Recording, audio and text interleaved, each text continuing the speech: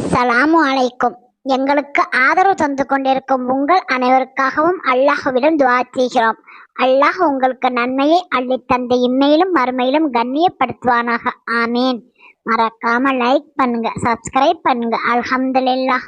அளவற்ற அருளான நிகரற்ற அன்புடையோனுமாகிய அல்லாஹ்வின் திருப்பெயரால் நிறைவுடைய வாழ்வளித்த என் நெடுநிலத்தை காப்பதற்கு மறையளித்த இறைவனுக்கே மாபெரும் புகழ் அனைத்தும். கதுபான் குலத்தின் தலைவர்களில் நுஐப் இப்னு மஸ்ஊத் என்று ஒருவர் இருந்தார்.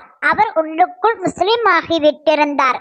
ஆனால் அதை பற்றி எவருக்கும் தெரியாது. அவர் யாருக்கும் தெரியாமல் நபிகள் நாயகம் ஸல்லல்லாஹு அலைஹி வஸல்லம் அவர்களிடம் வந்து தாம் இஸ்லாத்தை ஏற்றுக் கொண்டிருக்கும் செய்தியை கூறினார்.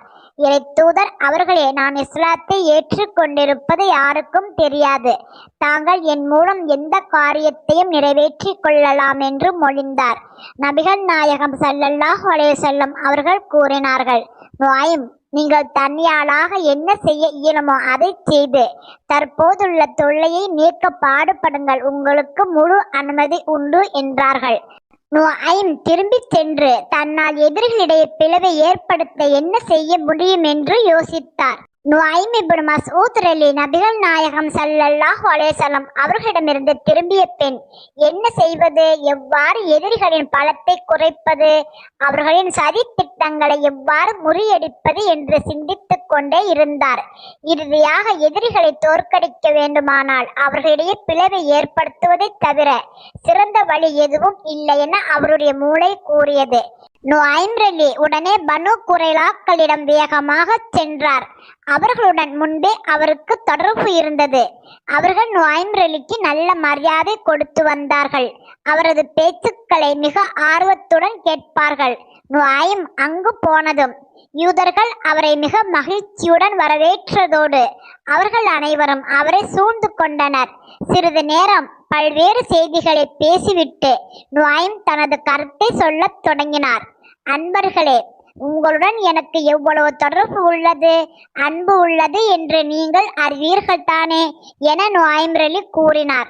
அவர்கள் அனைவரும், அதில் என்ன சந்தேகம், உங்கள் அன்புள்ளத்தை நாங்கள் நன்றாக அறிவோம் என்று கூறினர். நுஐம் கூறினார், நீங்கள் முஹம்மது ஸல்லல்லாஹு அலைஹி வஸல்லம் அவர்களுடன் செய்துள்ள உடன்படிக்கையை முறித்துள்ளீர்கள். இப்போது குறைசிகளுடனும் கதுபானுடனும் சேர்ந்துள்ளீர்கள். ஆனால் அதன் விளைவை பற்றி சிந்தித்தீர்களா? வெற்றி கிடைக்குமாயின் அதைவிட சிறப்பானது என்ன இருக்க முடியும்? மாறாக தோல்வி ஏற்படுமானால் என்ன நிகழும்? குறைசிகள் தங்கள் பாதையை நோக்கி சென்று விடுவார்கள். நீங்கள் தனித்து விடப்படுவீர்கள். அப்போது முஹம்மது ஸல்லல்லாஹு அலைஹி வஸல்லம் அவர்கள் உங்கள் மீது தம் படையை ஏவினால் நீங்கள் மாட்டிக்கொள்வீர்கள். பனு கைனுகப், பனு நலீர் ஆகியோருக்கு ஏற்பட்டதை விட மிக மோசமான கதி உங்களுக்கு ஏற்படும். அவ்வாறாயின் என்ன செய்வது என பனு குறைலாக்கள் ஒரே குரலில் பரிதாபத்துடன் கேட்டனர். சகோதரர்களே, குறைசிகளில் சில முக்கிய மனிதர்களை பிணையாக நீங்கள் வைத்துக் கொள்ளுங்கள். அவர்களும் நல்ல உயர் குடும்பத்தைச் சேர்ந்தவர்களாக இருக்க வேண்டும். பிறகு நீங்கள் அவர்களுடன் ஒத்துழையுங்கள்.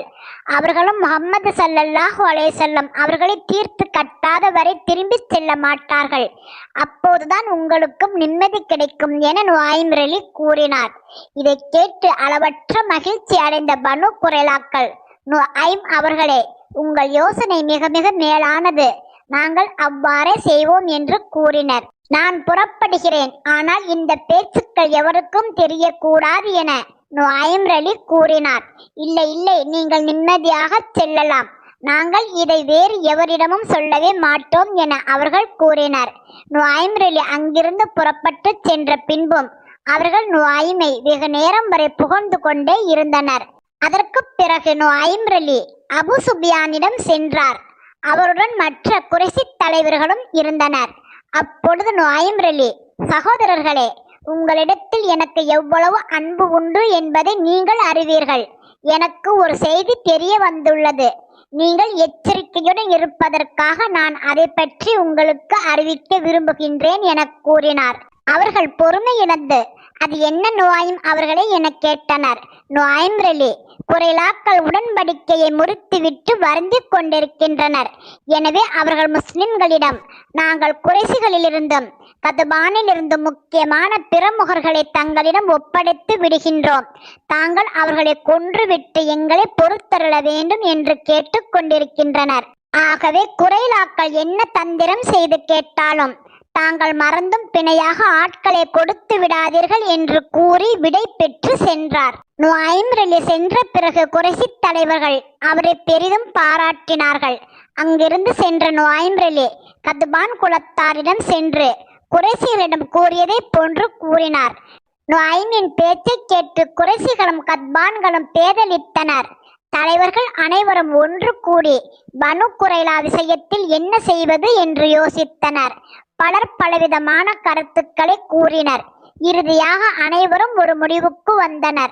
அதாவது, இரு கூட்டத்தில் இருந்தும் சில தலைவர்கள் பனு குறைலாக்களிடம் சென்று, நாட்கள் பல கடந்து விட்டன, இனி எங்களால் அதிக நாள் இங்கிருக்க இயலாது, ஒரு முடிவு கண்டாக வேண்டும். எனவே முடிந்தவரை சீக்கிரமாக நீங்கள் எங்களுடன் வந்து சேர்ந்து விடுங்கள். நாம் அனைவரும் ஒன்று சேர்ந்து பலமான தாக்குதலை நடத்துவோம் என்று கூறுவதே என்பதே அம்முடிவு. இரு கூட்டத்திலிருந்தும் ஒரு தூதுக்குழு பனு குறைலாக்களிடம் சென்று உரையாடியது. அவர்களிடம், நாளை சனிக்கிழமை அன்று நாங்கள் போரில் ஈடுபட இயலாது, மற்றொரு நாளில் போரை வைத்துக் கொள்வோம். அத்துடன் மற்றொரு செய்தியும் உண்டு. போரில் முகம்மதுடைய கை ஓங்கிவிட்டால் நீங்கள் எங்களை விட்டு ஓடிவிடாமல் இருப்பதற்காக நீங்கள் உங்களில் இருந்து சிலரை பணயமாக எங்களிடம் வைக்க வேண்டும்.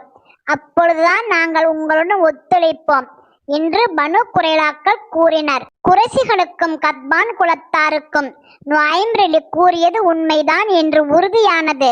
பனு குறைலாக்களுடைய எண்ணம் கோணலானதுதான் என்று அவர்களுக்கு உறுதியாகிவிட்டது.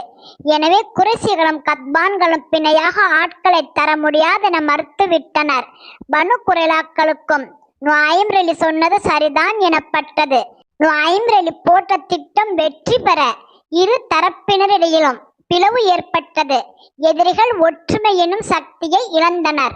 இன்ஷா அல்லாஹ் இதன் தொடர்ச்சி வரும் நாட்களில் கேட்கலாம். இறைவனுக்கு அஞ்சுவோம், இறைவனின் கட்டளைக்கு கீழ்ப்படிவோம். தபாரக் அல்லாஹ், அல்ஹம்துலில்லாஹ்.